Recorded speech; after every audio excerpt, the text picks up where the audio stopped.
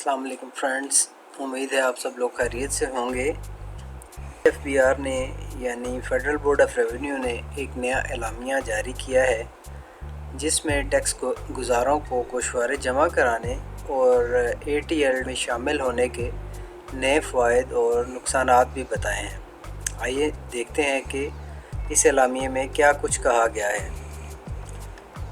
FBR ने इस एलामिये में कहा है कि टैक्स गुज़ारों को दिए गए सहूलती इक़दामात की वजह से इनकम टैक्स गोशवारे दाखिल करने वालों की तादाद में खातिर ख्वाह इजाफ़ा हुआ है।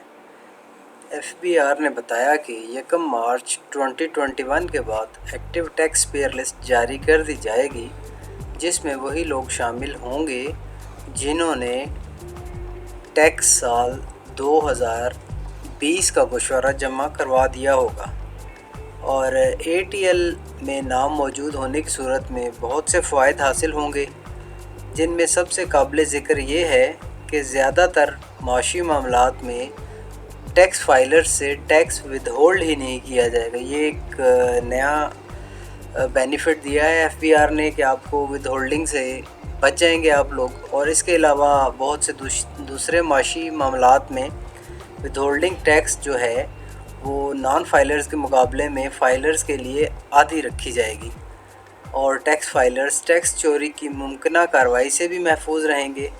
साथ ही ये भी वाज़ेह किया गया है कि मुकर्ररा तारीख के गुज़रने के बाद टैक्स रिटर्न फ़ाइल करने में जितनी ज़्यादा देर की जाएगी, जुर्माने की मद में उसी शर्रा से इजाफ़ा होता जाएगा।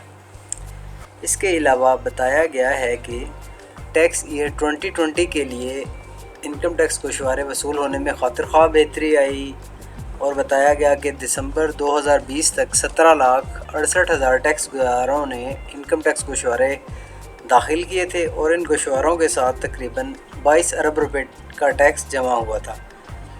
और इसके बाद 4 जनवरी 2021 तक इनकम टैक्स गोशवारे दाखिल करने वालों की तादाद 23,16,000 तक पहुँच चुकी है और इन गोशवारों के साथ 43.6 अरब रुपए टैक्स इकट्ठा हुआ है।